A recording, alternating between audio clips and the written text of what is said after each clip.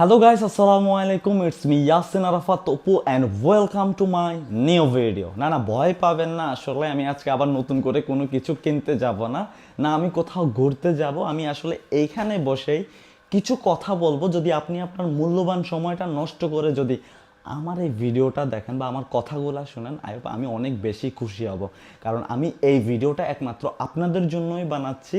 আমি চাই আমার কথাগুলো আপনারা একটু শুনেন, আমার ব্যাপারে আসলে আপনারা একটু জানেন। আপনারা আমাকে চিনেন এতটুকু পর্যন্তই। আমি ইয়াসিন আরাফাত অপু, আমার বাড়ি হলো নোয়াখালীর সোনাইমুড়ি। আমি নানুদের বাড়িতে ছিলাম। আমি মাদ্রাসায় পড়ালেখা করছি। একটা সময় আসছে যখন আমি আর পড়ালেখা করতে পারি নাই, বিকজ আমার ফ্যামিলি বলেন আর আমার নানু বলেন, মানে ওরা টাকাটা চালাইতে পারতেছিল না। দ্যাটস ওয়াই আমি আর পড়ালেখা করি নাই, কিন্তু আমি কাজ করছি। পড়ালেখা করার পরে যতটুক পর্যন্ত পারছি পড়ছি, দেন আমি কাজ করার জন্য দৌড়াইছি। আমি খুঁজছি, আমি মোবাইল দোকানে কাজ করছি, রঙের দোকানে কাজ করছি, ইলেকট্রিক দোকানে কাজ করছি, সেলুন দোকানেও কাজ করছি। আমি দেখছি কোন কাজটাতে আমি একটু 2 টাকা বেশি পাবো, কারণ আমার নিজের পেটটা চালাইতে হবে। আমার পেটের কথা বাদে দিলাম, আমার মা আছে, আমার মায়ের পেট আছে, আমার ভাই আছে, ভাইয়ের পেট আছে, আমার নানুরা আছে, নানুদের পেট আছে। সবার পেটে আমাকে চালাইতে হবে, সবার পেটের চিন্তাই আমাকে করতে হবে। শুধু আমি আমার পেটের চিন্তা করব তা কিন্তু না। তো হ্যাঁ, আজকে আমি আমার লাইফের ফার্স্ট থেকে লাস্ট, মানে এতটুক পর্যন্ত আমার বয়স 25, এখন আমার বয়স এই পর্যন্ত আমার সাথে কে কী ঘটছে, কে কী হয়েছে আমার বুঝ হওয়ার পর থেকে, সেটাই আজকে আসলে আমি আপনাদেরকে বলব। দেখেন, আপনারা জানেন আমি একটা মূর্খ ছেলে, আসলে আমি মূর্খ। তবে হ্যাঁ, আমি একটা ভালো ফ্যামিলি থেকে বিলং করছি, অনেক ভালো একটা ফ্যামিলি থেকে বিলং করছি। ভালো ফ্যামিলি থেকে বিলং করছি তার মানে এই না যে অনেক টাকা পয়সা না, টাকা পয়সাও ছিল, আমার বাপ দাদার টাকা পয়সাও ছিল, সব কিছুই মোটামুটি ছিল, শিক্ষিতও ছিল।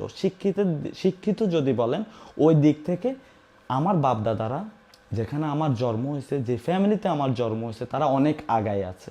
কারণ আমার ফ্যামিলিতে আমার একটা কাকা আছে, সে হলো ডক্টর। আমার একটা ফুফা আছে, সে হলো ব্যাংকার, সে তাও বাংলাদেশে না, আমেরিকাতে ব্যাংকার। আমার বাপ, সে চেয়ারম্যানে দাঁড়াইছে 3 বার, কিন্তু আমি আসলে কপালের কারণে হেরে গেছি। আমার কপালটা হয়তো এতটাও ভালো ছিল না, আবার হয়তো অনেক ভালো, তার কারণে হয়তো আমি ওই সময় হেরে গিয়ে এখানে এসে দাঁড়াইছি। আমি কখনো মায়ের আদর পাই নাই, বাবার আদর পাই নাই।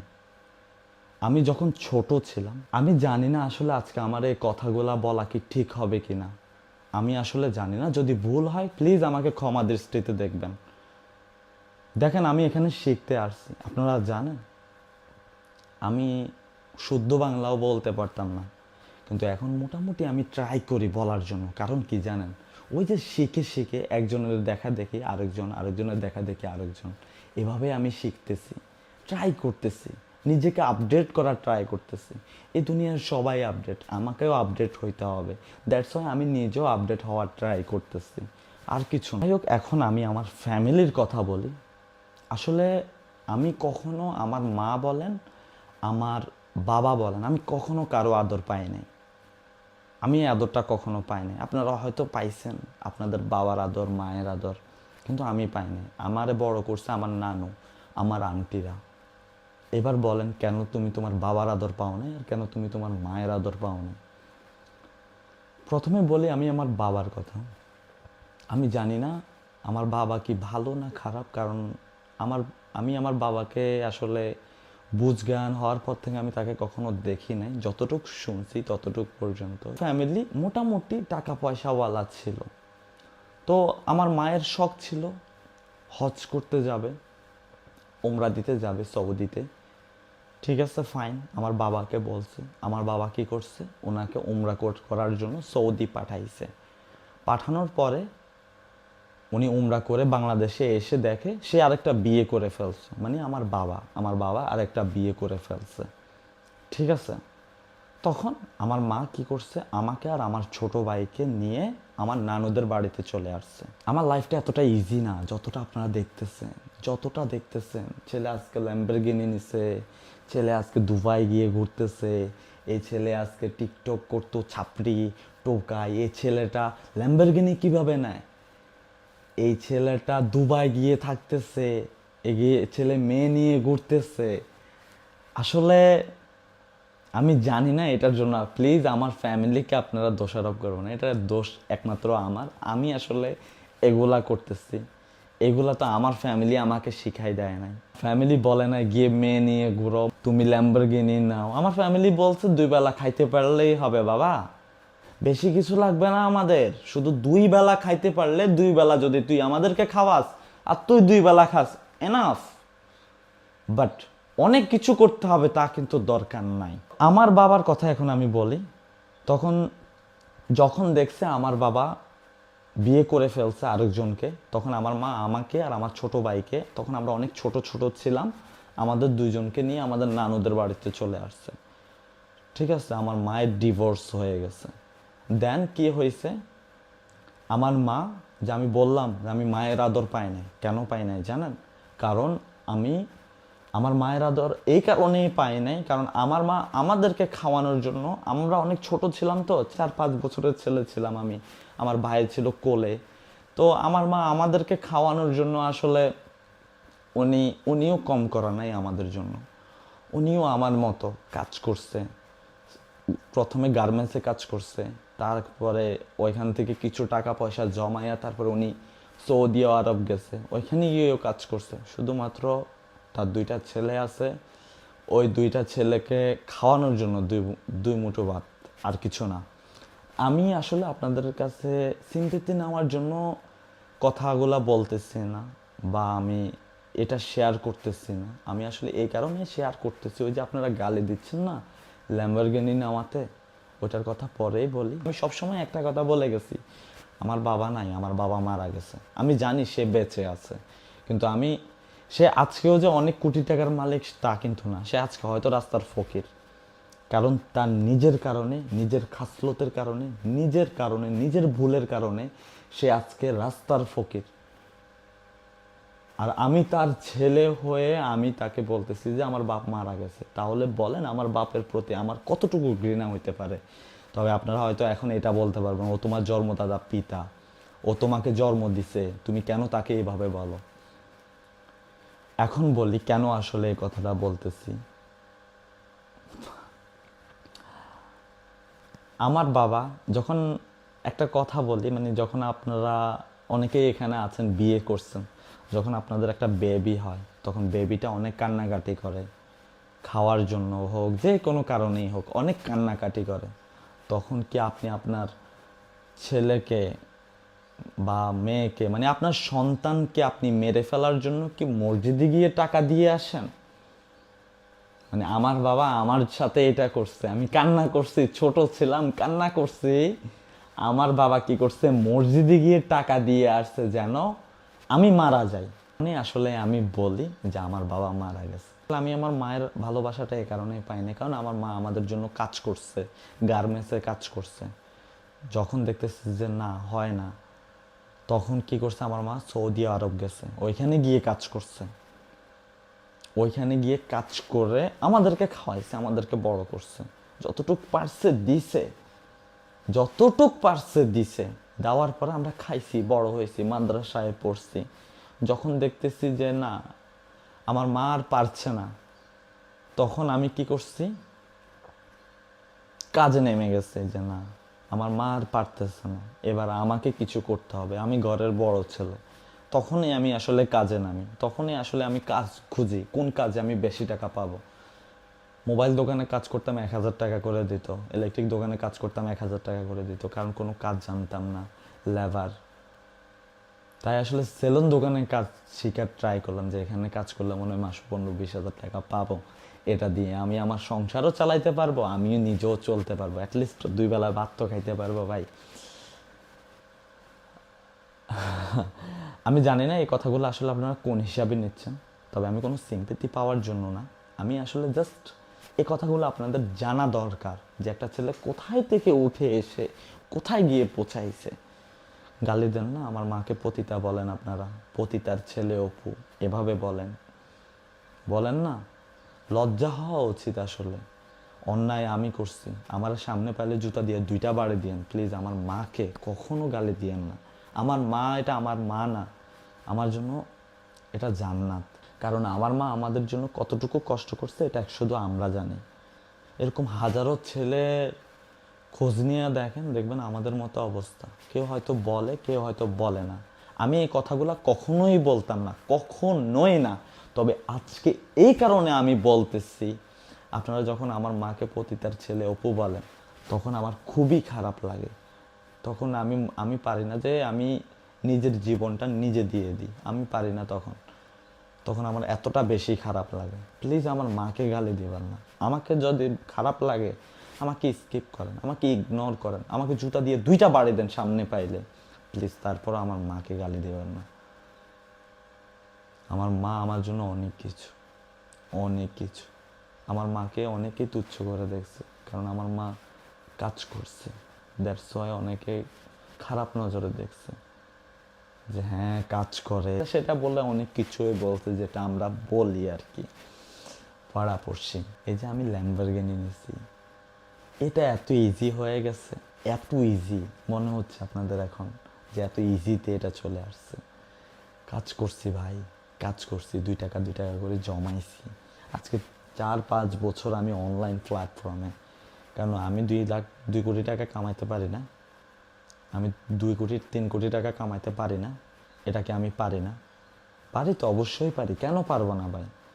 আমি মিউজিক ভিডিওতে কাজ করছি, আমি নাটকে কাজ করছি, আমি প্রমোশনের কাজ করছি, আমি ভ্লগিং করছি, আমি ফেসবুক কন্টেন্ট আপলোড করছি, আমি টিকটকে প্রমোশন করছি। আমি যদি 2-3 কোটি টাকা না কামাইতে পারি, তাহলে কামাইবে কে ভাই? একটা ছোট ভিডিও আপলোড দিলেও তো 20,000 টাকা দেয় এখন বর্তমানে। আমি 30 থেকে 40টা মিউজিক ভিডিও করছি, ওইটা একদিনে 20,000 টাকা করে ধরেন একটা মিউজিক ভিডিওতে করছি। দুবাই আসছি, দুবাই এসেও তো কিন্তু বসে নাই আমি ভাই। দুবাই এসে যে আমি বসে আছি তাও কিন্তু না, দুবাইতে আমি কাজ করতেছি। অফকোর্স কাজ করতে হবে আমাকে, এখানে প্রত্যেকটা মুহূর্তে এখানে টাকা দরকার, এখানে প্রত্যেকটা মুহূর্ত টাকা দরকার আপনার চলতে হলে। আপনি এখান থেকেও এখানে যাবেন, আপনার পানিটাও কিনে খাইতে হবে, টাকা দরকার। অফকোর্স আপনাকে কাজ করতে হবে, আপনাকে কেউ এসে একবেলা খাওয়াবে না এখানে ভাই।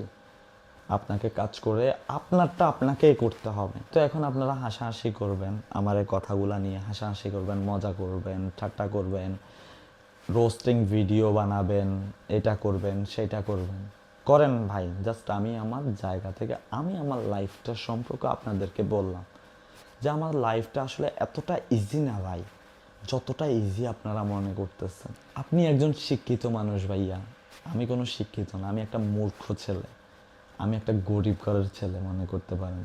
আমার বাবার কি আছে সেটা আমার দেখার বিষয় না, আমার কি আছে সেটা আমার দেখতে হবে। সো আমার জায়গা থেকে আমি একদম গরিব, লো ক্লাস, নর্মাল, একদম নর্মাল একটা মানুষ। আমি কোনো কোটিপতি না। একটা ল্যাম্বরগিনি নিয়ে এনেছি তার মানে এই না যে আমি অনেক টাকার মালিক হয়ে গেছি, তার মানে এই না। আরেকটা জিনিস আমি আপনাদেরকে বলি, পড়ালেখা প্লাস আমি, পড়ালেখা প্লাস টিকটক, এই 2টা জিনিসের ধরলাম। দেখেন 2019 থেকে আমি টিকটক করা শুরু করছি, মানুষ আমার গালি দিছে, মারছে, জেলে নিছে, কিন্তু আমি টিকটক করাটা ছাড়ি নাই। করে গেছি। সফলতা একদিন আসবে, এ কথা ভেবে, সফলতা একদিন আসবে আমার কাছে, এ কথা ভেবে আমি টিকটক করে গেছি। মানুষ আমাকে যতই গালি দেখ, যতই আমাকে উষ্টা দেখ, যতই আমাকে মারুক, যতই আমাকে জেলে নেয়, আমি কিন্তু করে গেছি। আমি আমার জায়গা থেকে চেষ্টা চালাই গেছি। কারণ আপনি যে জিনিসটা নিয়ে চেষ্টা করবেন সেটা আপনার কাছে একদিন না একদিন ধরা দিয়ে দিবে ভাই, এই আশায় আসলে আমি করে গেছি। এবার আসি পড়ালেখা।